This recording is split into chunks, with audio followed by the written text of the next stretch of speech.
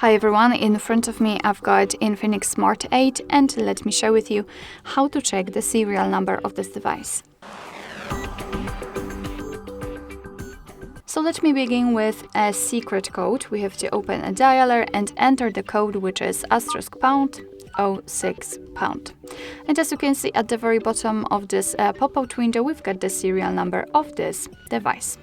So let's tap on OK and let's try to find it in the settings. So let's open them. Here we have to enter my phone, which is at the top of this list.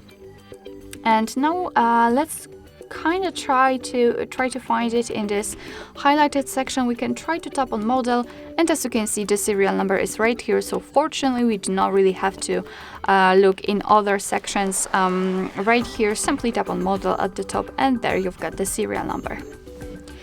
Alright, so that will be all. Thank you so much for watching. I hope that this video was helpful, and if it was, please hit the subscribe button and leave the thumbs up.